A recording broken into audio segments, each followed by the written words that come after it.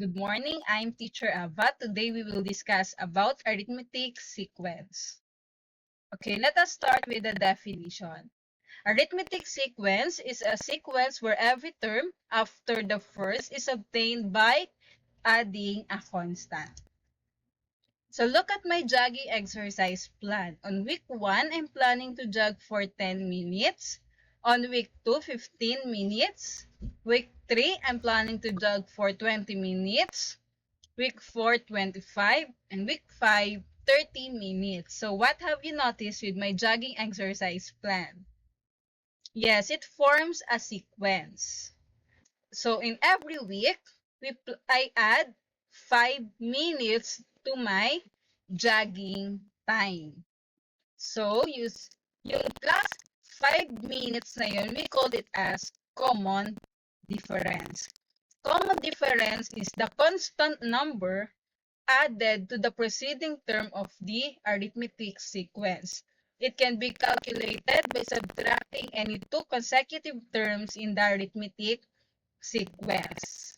So using the generated sequence from my jogging plan, 10, 15, 20, 25, 30, the common difference is 5 because the pattern is plus 5, and aside from that, common difference can be calculated by subtracting any two consecutive terms.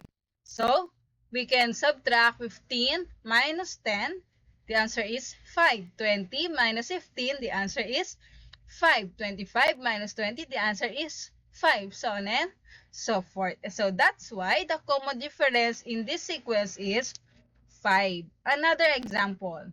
We have 2, 9, 16, 23. So what is the common difference in this sequence? Yes, the common difference is 7. Because in every term, we plus or add 7. Or we can also subtract 9 minus 2, the answer is 7. 16 minus 9, the answer is 7. Another example. 20, 17, 14, 11. The common difference is negative 3 because on every term, we subtract 3. Or, pwede rin po, 17 minus 20, the answer is negative 3. 14 minus 17, the answer is negative 3. 11 minus 14, the answer is negative 3. That's why the common difference is negative 3. Okay, finding the nth term of an arithmetic sequence. Okay, we will use the formula a sub n equals a sub 1 plus the quantity of n minus 1 times d, wherein a sub n is the last term or the nth term. Let's say, for example, we are solving for the 100th term of the sequence. So, ang ilalagay natin dyan ay a sub 100. We are solving for 30th term. So, ilalagay nyo dyan a sub 30. So, ang a sub 1, of course, that is the first term. Ang n, that is the number of terms. At ang d ay common difference. Let us have an example. Determine the 10th term in the sequence 4, 6, 8, 10. First step, identify the given.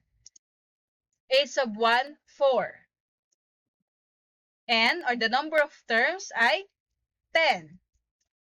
Ang common difference, or D, is 2. And then we need to solve for A sub 10. Again, the formula is A sub n equals A sub 1 plus the quantity of n minus 1 times D. After identifying the given, let us now substitute. We have A sub 10 equals 4 plus the quantity of 10 minus 1 times 2. Following the PEMDAS rule, we need to solve first 10 minus 1 dahil ito ay nasa loob ng parenthesis. So 10 minus 1, the answer is 9. That's why we have 4 plus the 9 times 2. So PEMDAS rule pa rin. 9 times 2, the answer is 18. That's why we have 4 plus 18. And 4 plus 18, the answer is 22. That's why a sub 10 equals 22. Or the 10th term in the sequence 4, 6, 8, 10 is 22. Another example. Find a sub 20 of the sequence 25, 22, 19, 16. Identify the given. A sub 1, 25. And 20. Common difference or D is negative 3. Paano nakuha ang negative 3? 22 minus 25 or 19 minus 22. 16 minus 19. Lahat po yan ay equal to negative 3. And then we are solving for a sub 20.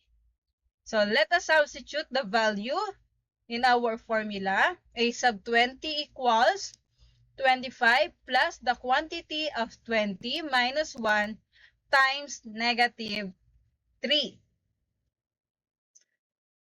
So we have 25 plus 20 minus 1, that is 19, times negative 3.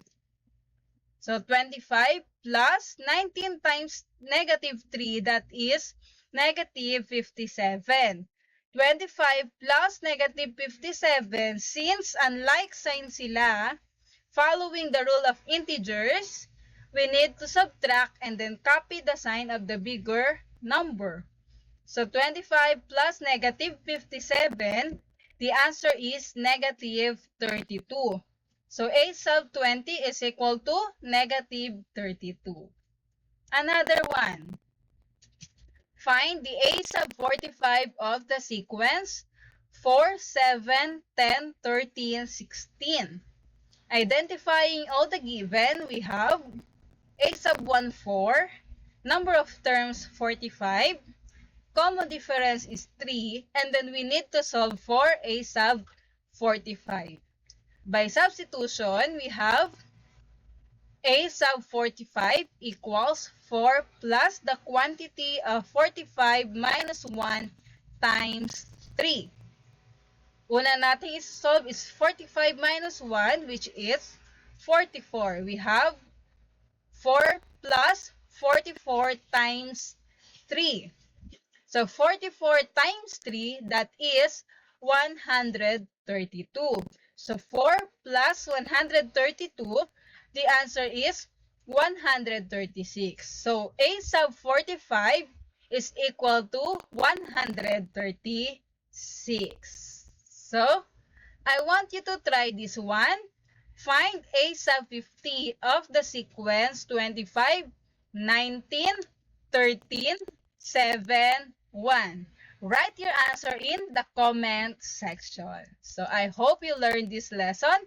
Thank you for watching. Again, I'm Teacher Aba.